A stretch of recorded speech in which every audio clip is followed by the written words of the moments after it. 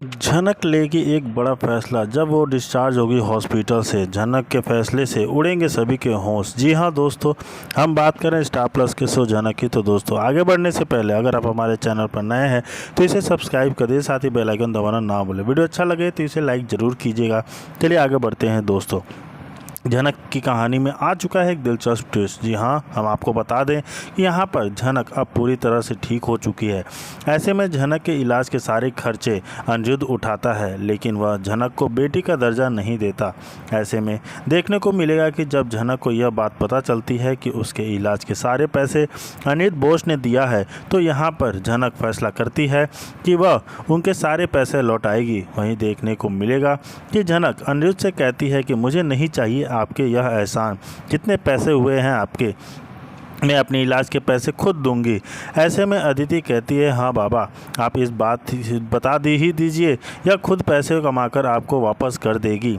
तभी पुतुल कहती है, झनक अब घर वापस चलो।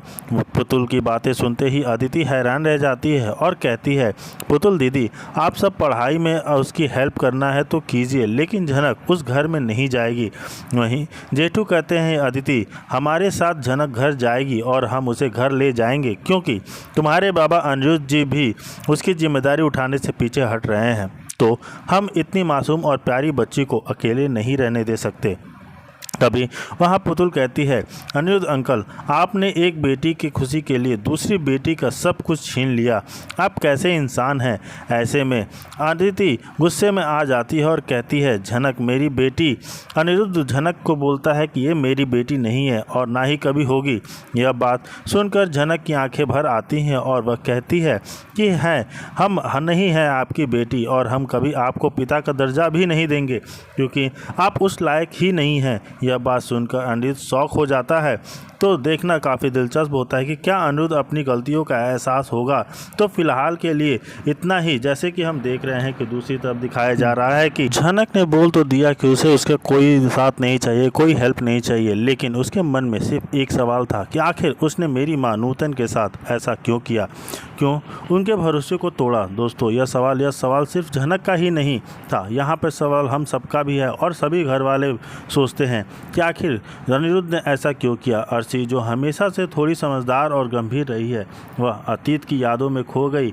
उसे याद आया कि झनक की मां नूतन लंबे समय तक सिबुल में पराशर के साथ रही थी। और दोस्तों बस यही नहीं कि उसके मन में शक और गहराया लगा जब यह जो सिक्की सिंगारी थी ना, उससे पूरे घर में आग लगा दी। और फिर आए हमारे डीसी बाबू गुस्से में लाल पीले होके उन्होंने सीधे अनिरुद्ध पर आरोप लगा दिया, तुमने नूतन से धोखा किया था और अब सच छुपाने की कोशिश कर रहे हो। वो बार बार अनिरुद्ध पर दबाव डाल रहे थे कि वह सबके सामने मान ले कि झनक उसकी बेटी है, लेकिन अनिरुद्ध नहीं मानने वाला था। वह तो साफ इनकार कर रहा था, कह रहा था कि यह सब झूठ है, मुझे फंसाने की कोशिश की जा रही है। और इन सब के बीच हमारी बेचारी झनक वह सब सुनकर बेहद भावुक हो जाती है। उसकी आंखों में आंसू रुकने का नाम ही नहीं लेते। बेचारी सबके सामने कहती है कि मुझे अनिरुद्ध से कोई रिश्ता नहीं चाहिए, लेकिन उसके मन में सिर्फ एक सवाल था, आखिर उसने मेरी मां नूतन के साथ ऐसा क्यों किया, क्यों उनके भरोसे को तोड़ा। दोस्तों यह सवाल सिर्फ झनक, यह सवाल हम सबका था। वहीं देखने को मिला कि जैसे ही अर्शी, जो हमेशा से थोड़ी रही है सिंबलपुरी में, अस्पताल जो जाते हैं घबरा जाते हैं, अस्पताल के जाने की तैयारी करते हैं। अनिरुद्ध उसके पास जाना चाहता है, लेकिन झनक साफ इनकार करती है और उससे दूरी बना लेती है। दोस्तों कितना दर्दनाक पल था। एक तरफ अपनी बेटी के लिए बेबसी और दूसरी तरफ अनिरुद्ध की जिद। अस्पताल पहुंचने पर डॉक्टर बताते हैं कि झनक की हालत अब स्थिर है, लेकिन उसे आराम की ज़रूरत है। चलो यह सुनकर थोड़ा राहत मिलता है, लेकिन ऋषि के उसके साथ खड़ा रहता है और उसकी देखभाल करता है। वह लगातार उसे हिम्मत देता है, तुम अकेली नहीं हो। वह दूसरी ओर अनिरुद्ध अपराध और गुस्से में झूलता रहता है, झनक से मिलना चाहता है, लेकिन झनक उसे साफ कह देती है कि वह अपनी ज़िंदगी पूरे दूर चली जाए। एपिसोड का अंत दिखाया जाता है कि झनक अस्पताल के बिस्तर पर लेटी हुई थी। अनिरुद्ध उससे दूर खड़ा था, लेकिन झनक, ऋषि, बेचारी अर्शी भी क्या कर गलती थी। घर के माहौल में तरह तरह की शंकाएं और सवाल उठने लगे थे। कोई झनक को दोषी ठहराने की कोशिश करता तो कोई उसके पक्ष में खड़ा होकर उसकी बेगुनाही साबित करने की कोशिश करता। दोस्तों, इस घर से जैसे तूफान आ गया हो। झनक इन सबके तानों और कठोर शब्दों से परेशान होती है, लेकिन भीतर से मजबूत बनी रहती है। पूरे विश्वास और सत्य के साथ सबका सामना करती है। दोस्तों, यही सच्ची हिम्मत, आत्मविश्वास उसकी आंखों में आंसू बनकर दे ऋषि को बहुत परेशान हो जाता है। हर पल उसका साथ, उसका चिंता सताया जा रहा है कि आखिर झनक अब क्या करेगी और किसके साथ रहेगी, कहाँ जाएगी। यह सब सोच के बहुत परेशान हो जाते हैं। लेकिन अनिरुद्ध ने तो मना कर दिया है कि वो उसको साथ अपना बेटी नहीं मानेगा। झनक भी कर देती है, मुझे भी आपसे कोई रिश्ता नहीं रखना है। वहीं दूसरी तरफ दिखाया जाता है कि अनिरुद्ध अब क्या फैसला लेगा कि इसके साथ फूट चुका है अर्शी का गुस्सा अनिरुद्ध के ऊपर सच्चाई जानने के बाद अर्शी के पैरों तले जमीन खिसक जाती है। कभी सोचा नहीं था कि अनिरुद्ध और नूतन की भी बेटी होगी। वहीं अनिरुद्ध अर्शी को बार बार यह बातें कह रहा है कि वह उसके ऊपर भरोसा करे, क्योंकि झनक उसकी बेटी नहीं है, झनक पराशर और नूतन की बेटी है। यहाँ पर अनिरुद्ध झूठ बोल रहा है, उसे सच को छुपा रहा है। वहीं अर्शी कहती है कि अनिरुद्ध, तुम झूठ पर झूठ क्यों बोल रहे हो और तुम्हारे ऊपर विश्वास मैं कैसे करूं। यहाँ पर अर्शी को खुद विश्वास हो चुका है कि झनक अनिरुद्ध और नूतन की ही बेटी है। ऐसे में अनिरुद्ध काफ़ी ज़्यादा गुस्से में जवाब देते हैं और कहते हैं कि नहीं, झनक हमारी बेटी नहीं है, हमारी बेटी केवल एक है, वो भी है अदिति, जिसका नाम मून था। झनक हमारी बेटी कभी हो ही नहीं सकती। अनिरुद्ध की बातों से अर्शी काफ़ी ज़्यादा हैरान रह जाती है और कहती है, अनिरुद्ध, तुम इतने गिरे हुए इंसान कैसे हो सकते हो। तुमने मेरा और अपनी बेटी अदिति का दिल तोड़ा है, तुमने सच छुपाया हम लोगों से और फिर वही चीज़ झनक और उसकी बेटी के साथ भी किया। तुमने मुझे खुद से ऊपर तरस आ रहा है कि मैंने तुम्हारे ऊपर विश्वास किया और रुक गई तुम्हारे साथ। तुमने तो हमारा सर शर्म से नीचे कर दिया और ऋषि के परिवार वालों के सामने, और यहाँ तक कि तुमने मेरे फ्रेंड्स और अदिति के फ्रेंड्स के सामने और अपने बिजनेस पार्टनर के सामने तो देखा। जी हाँ दोस्तों, वहीं दिखाई दे रहा वाकई अनिरुद्ध वाकई में सच को अनजान है कि उसकी रात उसका और नूतन के साथ कुछ भी हुआ नहीं था। क्या अनिरुद्ध झनक को अपनाएगा?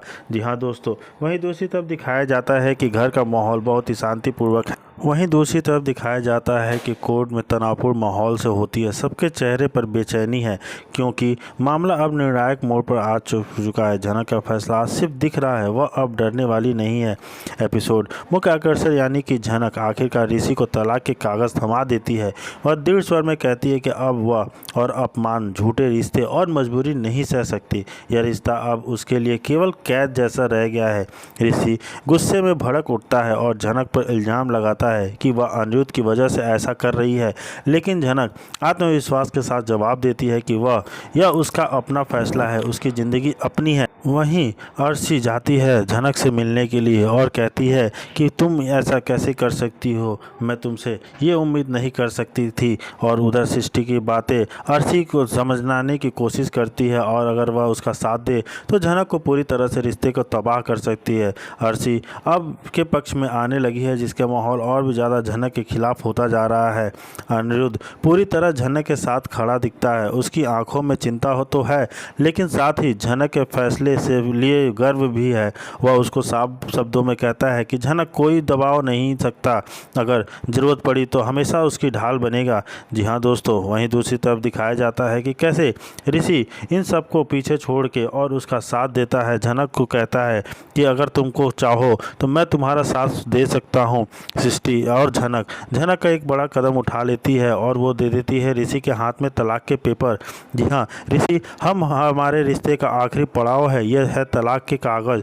अब मैं इस झूठे और जहरीले रिश्ते को आगे नहीं बढ़ा सकती। यह सुनकर ऋषि पूरा सन्नाटा छा जाता है कमरे में। ऋषि इस गुस्से में झनक के ऊपर छोड़ने के लिए हिम्मत कैसे कर सकती हो, ये सब अनिरुद्ध की वजह से है ना। तो झनक, नहीं ऋषि, यह मेरा फैसला है, मेरी ज़िंदगी है, मैं अब इसे किसी कैद में नहीं रहूँगी। यह सुनकर अर्शी तुरंत बीच में बोलती है। अर्शी ताने मारती है, वह झनक, अब तुम्हें आज़ादी चाहिए और ये आज़ादी तुम्हें अनिरुद्ध के साथ चाहिए ना। जी हाँ, कि अनिरुद्ध जब झनक को तलाक के पेपर दे के चला जाता है तो उससे मिलने ऋषि आता है हॉस्पिटल में, और वहीं ऋषि से और झनक बातें कर रहे होते हैं। तो झनक बोलती है आपको यहाँ नहीं आना चाहिए क्योंकि आज आपकी सुहाग रात का दिन है। झनक बोलती है मैं आपको कुछ देना चाहती हूँ। वो पेपर निकाल के ऋषि के हाथ में देती है। जब ऋषि पेपर को खोलने जाता है तो वो कहती है आपको ये पेपर अभी नहीं खोलना है, इसे आप घर पे जाके खोलिएगा क्योंकि ये पेपर आपको घर पे ही खोलना होगा। ऋषि मना करता है और खोलने की कोशिश करता है ऋषि। झनक तब कहती है कि आपको मेरी कसम आप ये पेपर यहाँ पे नहीं खोलेंगे, जब आप घर पहुँच जाएंगे तभी इस पेपर को आप ओपन करेंगे। ऋषि मान जाता है और वहाँ से जाने के लिए कहता है। तब वहाँ पे दोनों बातें कर रहे होते हैं, तभी झनक बोलती है आपको मेरी इतनी चिंता क्यों हो, आपको मेरी चिंता करने की ज़रूरत नहीं है क्योंकि आप अब अदिति दीदी के पति हैं और आप उनकी ही देखभाल करिए, ज़्यादा अच्छा होगा, आपको यहाँ आने की ज़रूरत नहीं है। ये सब सुन के ऋषि बड़ा हैरान हो जाता है और थोड़ा परेशान भी हो जाता है, आखिर झनक ऐसे क्यों बोल रही है, मैंने ऐसा क्या कर दिया। जी हाँ दोस्तों, वहीं दूसरी तरफ दिखाया जाता है कि पूछता है डॉक्टर झनक ठीक तो हो जाएगी ना ऑपरेशन से पहले। झनक थोड़ी देर के लिए होश में आती है, उसकी आंखों में डर है। वह धीरे धीरे ऋषि का हाथ पकड़ कर लेती है और कहती है अगर मुझे कुछ हो गया तो। ऋषि यह सुनकर बहुत ज़्यादा घबरा जाता है और कहता है नहीं झनक तुम ऐसी बात मत करो, मुझे कुछ नहीं होगा, मैं वादा करता हूँ मैं तुम्हें कभी अकेला नहीं छोड़ूंगा, जब तक मेरी सांसें चलेंगी मैं तुम्हारा साथ दूंगा। यह सुनकर झनक की आंखों में आंसू आ जाते हैं, उसके चेहरे पर थोड़ी सी शांति लौट आती है। झनक को स्ट्रेचर पर लिटाया दे जाता है और इस ऑपरेशन थिएटर के अंदर ले जाया जाता है।